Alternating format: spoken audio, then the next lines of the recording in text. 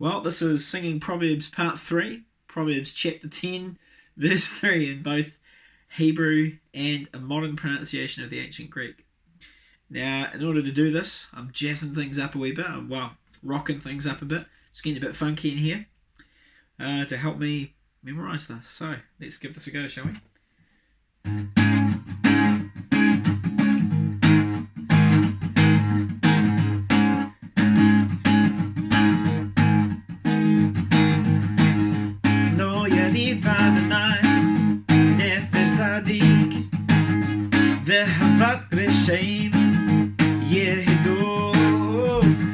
The Lord will not let go hungry the throat of the righteous, but the craving of the wicked he'll thrust away.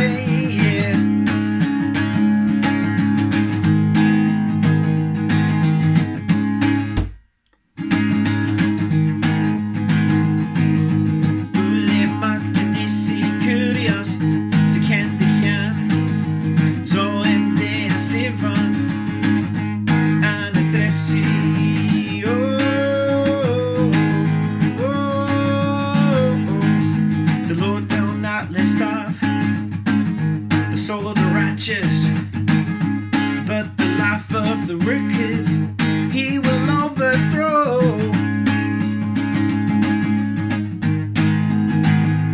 Overthrow.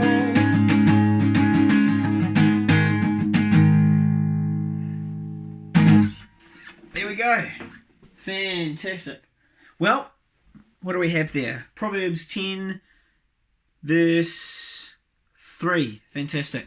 So in the Hebrew, and I'm not a scholar, I possibly will not get this perfectly correct, so sorry about that, but as far as my training and understanding goes, here's how I pronounce this. So Lo yariv Adonai nefesh zadik v'havat rishaim yehidov.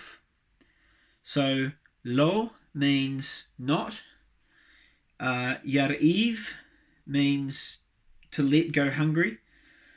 Then the name of the Lord is there, and so when Jews, when Jewish people read through the Hebrew Old Testament, whenever they see the actual name of the Lord, the Yod He Vav He in that order, they don't actually pronounce the name. Instead, they just use a separate word, Adonai, which means my Lord or the Lord.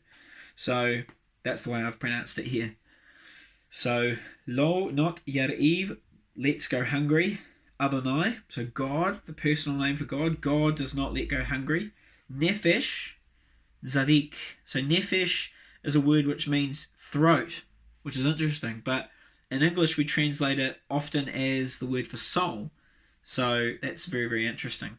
So he does not let the soul of the righteous go hungry. Zadik, Zedek, Tzadik is a better way of pronouncing it, and that means righteous and or just. Pretty interchangeable term there. So will not let go hungry God the throat of the righteous. So the Lord will not let the throat of the righteous go hungry. Then the second part of the proverb is v'havat rishaim yehidov. So the havat, so the and or but, havat, so the havat, that bit is craving, havat. Rishaim, probably familiar, that probably sounds familiar from Proverbs chapter 10 verse 2. So in Proverbs chapter 10 verse 2 it was Otzrot Resha, so the treasure of Resha, the wicked. Well, that's the same word here again, Reshaim, Resha, Reshaim. Reshaim means the wicked. And then this last word here is Yehidov, which means to thrust away, to thwart. So that's the Hebrew. Lo yariv Adonai nefesh zadik v'havat reshaim Yehidov. The Lord will not let the throat of the righteous go hungry, but the craving of the wicked he will thrust away. Very cool. The Greek's a bit more serious here. It doesn't say the craving. You'll find out what it says. So Uliemoktenisi Kyrios Psychen Dikian Zoen Theasiven Anatrepsi. Right? Right. So, U is not. Limoktenisi is to let starve. And it's in the future tense, so will let starve. So not will let starve, will not let starve. Kyrios, which means the Lord. So the Lord will not let starve. Who will he not let starve?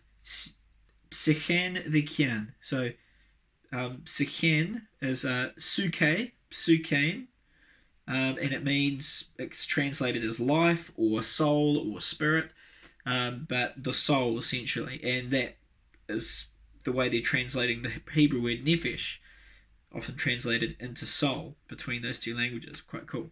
So, the soul of who? The kian. So, dekayan. The kian means the righteous or the just. Once again, interchangeable term. So, ulimoktenisi kyrios psychen the kian. So, the first part of the proverb is, the Lord will not let the soul of the righteous starve. Yeah. He will not let starve the soul of the righteous. Very cool.